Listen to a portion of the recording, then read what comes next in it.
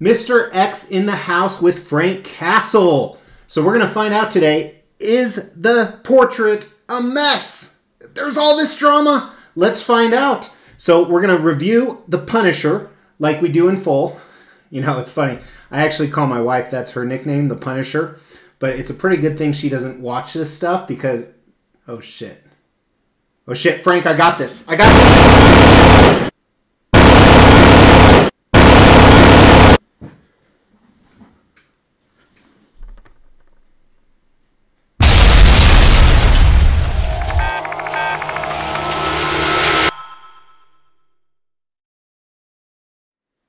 Mr. X with the Extreme Channel reviewing Sideshow Collectibles Punisher Premium Format. Exclusive. Brand new piece just came out, and I'm really excited to see if all the drama was necessary or not. And for the record, drama is never necessary. But we're going to dive right in. Sideshow Collectibles made Premium Format Punisher. It's 1/4 scale, 1/4 the size of what it would be in real life.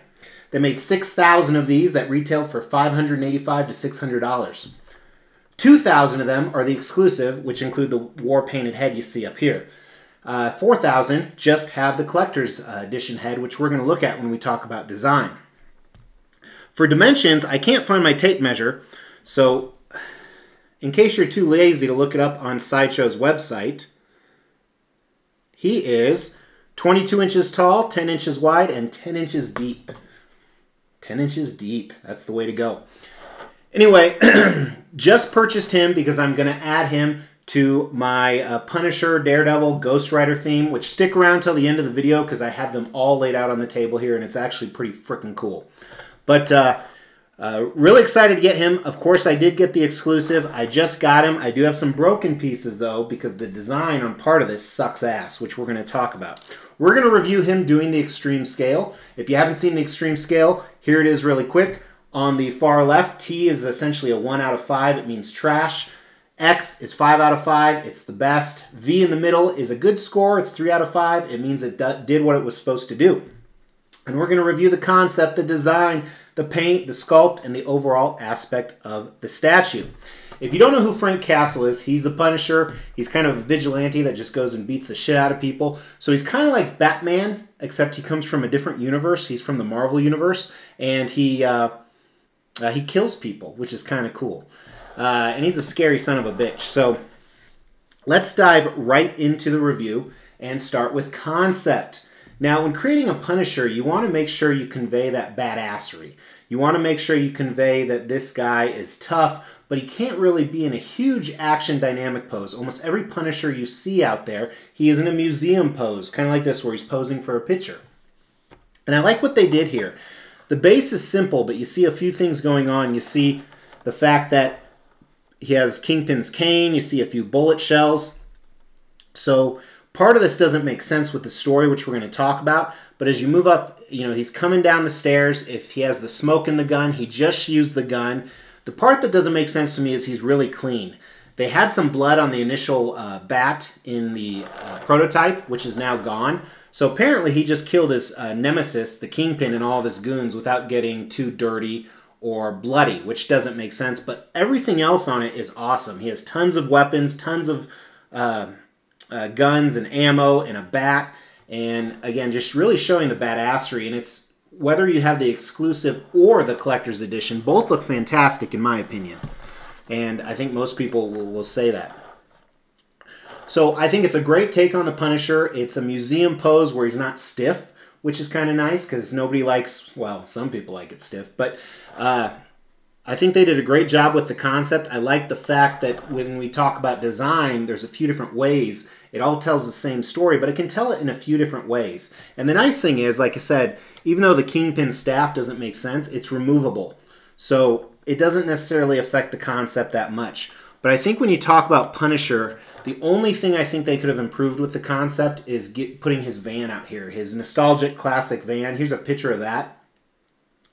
But of course, that would be a monster 1/4 scale statue. So obviously not needed. So on this concept, without a doubt, it's not perfect, but I give it a W. It's a rail. It's one of the. It captured Punisher perfectly. 4 out of 5. Well done, Sideshow.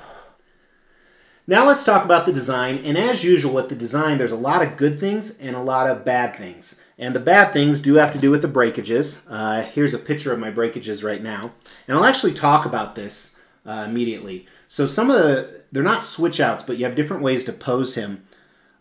Here is the gun with the smoke coming out, and it's really cool that it's in the symbol of a skull, which is Punisher's skull. And here's a picture of it without. And technically you can display either way. But the problem is, and I actually watched the unboxing to see how to get it in, it's a friction mount. Well, if the pieces aren't casted well, it just breaks apart. And that's what happened to mine. Both the gun and the cloud of smoke broke. So hopefully Sideshow can send me a new replacement. So I think that's an issue with the design. Also with the design, we kind of talked about it, there's no blood. The Kingpin staff is removable, so you can show it with or without. A few issues there. I'm trying to remember, there was something else. Oh yeah, the way they design the hanging gun is you don't have to, but it's better to display it the way they want you to. This is the way they want you to display it. Why do you have to display it like that if it's just a strap? This is why. There's a keyhole on top that the strap goes into. You see this right here? Now technically you can do what I've done with it and display it like this and just kind of lay that strap over the keyhole. I'm not sure why they did that. I personally prefer this better, just my opinion. But it is neat, you have a few different options on how to display this gun as well. Last thing, switch outs. Here is the collector's portrait. So all 6,000 statues have this portrait, and as most people have been talking about, this looks better than the prototype. They did a great job. He's a little bit dirty, but not like he's in a huge fight, just like this is his normal persona. And we're going to review the sculpt and paint later. And then here is the war painted one. That's what I call it, the war painted, which is different from the prototype. But it still looks fantastic in my opinion. I like that you have both options. And here's the funny thing. If people had never seen that prototype and they just saw this one, they'd be like, oh my god, that's so fucking good. But all these people, when they initially showed pictures of this and it differed from the prototype, oh, that's trash. That's stupid. I'm glad I canceled. Whatever. That's all I'm saying. But if you don't like it, you don't like it too, I guess. Each to his own. But it does look pretty good. They did a fantastic job, which is really exciting because one of the things I forgot to talk about in the background is no, I did talk about it. When they make 6,000, this is one of their highest edition sizes ever. You got to think that they have to knock it out of the park, which we're going to get into the paint and sculpt, but kind of a spoiler, other than one or two things, they did knock it out of the park. Now, with the design, really easy to go together. You can go ahead and watch Sideshow's unboxing if you want to see how he goes together. And but I did take a few pictures of the box. Here's the outside, the shipper. And then for those of you that get your jollies off the art box, here is the front. It is a pretty cool art box. This may be the back, I don't remember. And then here's the other side of it. And here's how everything was packaged. And it was packaged extremely well. I saw they went above and beyond for a few small things, which was really impressive. The base is one piece. The Punisher, minus his hands, head, and guns, and Kingpin cane are all other pieces. So it's really easy to fit together. You don't really need instructions other than the friction mount. Now, like I said, if you're really interested, go watch Sideshow's unboxing. It doesn't have Susan anymore, so I don't watch them. Can I get an amen? Give me an amen. But design-wise, really, the gun kind of pisses me off. Both the guns, or the smoke on the gun, especially since it's broken. I'm sure they'll give me a new one. How they put a key in his shoulder, I think that takes away from it. But otherwise, the magnets are very strong. There's no seam lines. The fact that the base is smaller and it doesn't take up much real estate because as collectors, space is our enemy more than finances sometimes. I like that the design was able to show multiple weapons. Again, I think it's not perfect, but it's pretty damn good. I'm going to go ahead and give this a W, a 4 out of 5 on the design. It almost got a 3 out of 5 because it broke. So I'm not going to redo this video at all, but if the new one comes in and it breaks just like this, I'm sure we're going to hear about it because tons of people have been getting this statue in the last few days and tons more in the next few weeks. So we're going to talk about paint and sculpt at the same time. We're going to start at the bottom, we're going to go to the top, and then at the end we're going to rank the paint and sculpt separately. However, let's dive right into the base. See how fast I'm talking today? And if you want to wonder why I'm talking so fast, I'm getting, I think, 9 statues this week. Crazy. So starting at the base here, I love this base. It's simplistic, yet awesome. And I have a few things I would have liked to seen done better, but so it's in Kingpin's mansion, obviously, because you have the F on the column that's kind of deteriorated. So he went onto his enemy's territory, and there's a few shell casings. I wish there was some more. I think there were more in the prototype. They look okay. They're kind of blended into the cement. They almost look like they're part of the cement, so I think that's a little bit of a miss.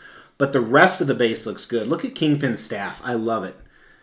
It looks awesome. The breakage could have been a little bit better on the bottom, but I love the diamond on top. And you see all this rubble from the broken stairs, and this insinuates he used some grenades or something like this, but it looks great. The color is very Fisk-like, makes you think of the Kingpin. It's these shades of grays and whites. And then see where the columns broke? They have the cables in the middle, the wrought iron cables, and the rust coming down, dripping down the side. And look how battered up the back of this is. It's really, really cool. Really insinuates that there was an explosion or a lot of shit went down here. I like that a lot, and even though it's facing the back, it's a ton of cool texture and a ton of cool detail on it. They did a great job. The one area I'm not a huge fan, which I don't think I got any pictures, but was the very front of the steps. I guess here's a few. I like the fact there's cracks and bullet holes, but it seems kind of plain. I wish they would have made this floor more marbly, because that's what I kind of think of with Kingpin. Especially there's a custom Kingpin coming out that I'm going to show a picture of at the end. Let's move on to Frank.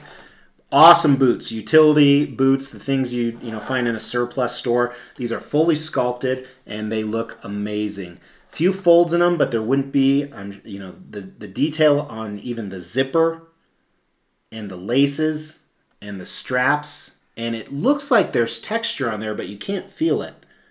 I like the stitching on it, the tread on the bottom.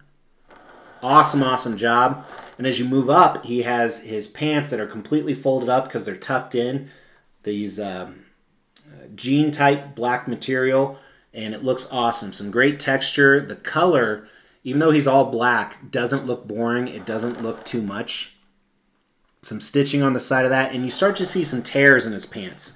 And I assume this is what he always wears. They didn't get torn up in the battle. And they're a little bit thick, which almost makes me think he's wearing some type of armor or protectant underneath him, which he's probably not, which we're going to talk about when we get to the anatomy. Because you really can't see a lot of anatomy down here. But then even check out his big pockets. Awesome looking, fully sculpted. They did a great job on that. And again, I like the black layering. It's not boring. It's not too black. There's some faded gray or white in there. Check out his utility belt. So he's got a couple grenades. The clasp looks great. You see more of his pants where it's ripped up. Then these pouches, tons of pouches where you assume there's ammo or other explosives, both on the front and the back and the sides. Then his belt with the belt loops. And here's a picture of his ass. Not America's ass, but great job. Great job. Moving up his torso, super buff. Here you start to see that anatomy. He's really bulky, and I don't mind this at all. I love the way the shirt looks like mixed media. It looks like fabric, but it is actually fully sculpted. I love how it's torn, but you can still see the skull. It is really well done. Very impressed. Then you see his holster straps. Looks like mixed media, again, but fully sculpted with another pouch on one side, and then a gun that is actually detachable. But if you detach it, the keyhole's right there. Then let's look at his big gun that he has hanging here. Some cool detail in this. It's a little bit different shade of black, which is nice because it changes, adds more contrast to the statue. Great detail, great job on that. And the sculpt is a mix between, it is a sculpted strap. kind of. I don't know what type of material they used for that. Then let's look at his biceps. I think this is where they missed on the anatomy. His biceps are too big. They don't match the rest of his body. So I don't like that. Plus, there's too much purple. It reminds me of some of the issues, the paint issues that people had with Thor, Breaker of Brimstone. So I think this is a miss, his biceps. Both the paint and the sculpt. Like I said, the anatomy is accurate, especially with the veins and you know, the bones and his elbow and stuff. But it's just too big. It doesn't fit the body. Check out his gloves. These awesome padded gloves he used to beat criminals to a pulp. Some additional padding underneath. You can kind of see the wraps. His fingers look okay. They look okay. Again, I'm not a fan of the paint color on the skin. Here's his pistol before it broke. Before I tried to insert the smoke. Some good detail on that. Then here's the bat. I like how the bottom is wrapped. They could have done a little bit better. They could have given the wrap some texture. And maybe a little more white, I think, would have helped. Then there's the bat. The bat should have had more nicks in it, in my opinion, as well. But it looks decent. So now let's get to his collector's portrait. His hair, great job. I like it when you can differentiate the strands, like in the hair. Flowing tons of different directions. And a little bit of gray, if you look at it in certain lights, which I think that fits the Punisher really well. And then here, I do like his skin tones, because they kind of added this mess of almost smudges, like it's dirt. If he's been around explosive, that makes sense. And then a little bit of a red to it, which I normally wouldn't like, but if he's just coming from a battle, that makes sense. I like his eyes. Great glistening on his eyes. I think they could have done a little more sculpt in his eyebrows, but the rest of the sculpt of the face is fantastic. I think they got the age right. Almost looks like he has a little bruised lip. What they could have done is added like maybe a wound or a cut on his lips or on his cheek. Again, he just destroyed his adversary that he's been going after for years, and he didn't get hurt. But great coloring, great sculpt. Initially, I thought this was exclusive or bust. It is not. So let's look at the exclusive portrait. I believe it's the exact same sculpt. The one thing that is a little bit different is the hair. So it's much longer strands of hair, which is interesting. Different haircut. Very Beetlejuice-like. Reminds me of that. But the face sculpt, I believe, is exactly the same. So we're really not going to talk about that. Let's just talk about the paint. Now, the biggest difference between the prototype from what I saw is the white paint, you could see a little bit more of the flesh behind it in certain areas, where I still think they did a good job. You can still see that aspect of it. And then the shape of the black, where it's coming up the side like an upside-down penis, that was not like that.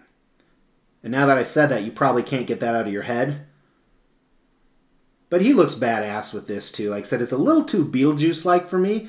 I originally was positive this was an exclusive or bust. But I may be displaying the regular portrait. So I'm just going to cut to the chase. I think the paint and sculpt, we're actually going to grade them together because I think they get the same score. I think it wasn't perfect. We talked about, you know, the upside-down penis. We talked about the fact that his arm and the skin coloring and the fact that the biceps are so big.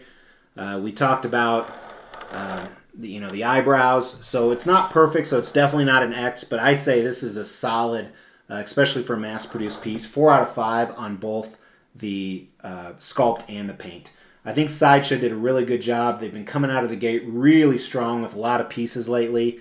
I'm very impressed, very glad I got them. This is one I was hesitant on, but very cool piece. So I'm not even going to throw it up there, but every single grade was a W, a 4 out of 5. So the overall is obviously a rail. He's a rail. He's not a grail, but he's a piece that you really want. Here's the cool thing. You can actually go get him yourself.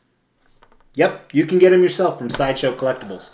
So go find a 2% link with somebody and trade. If you don't know what that is, go check out Facebook, 2% Statue Community. You can get 2% rewards for trading with people. Don't trade with me, though.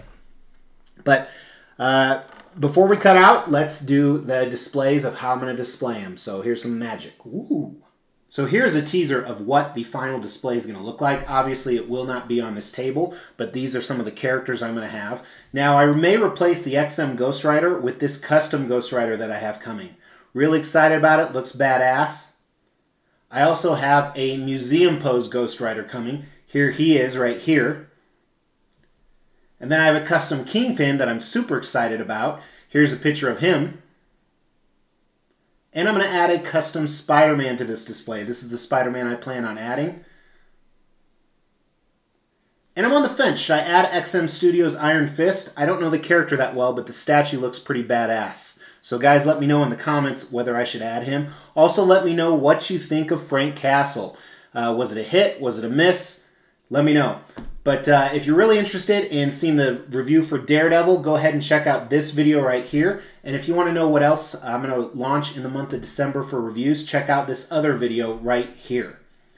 Until tomorrow, guys, take care.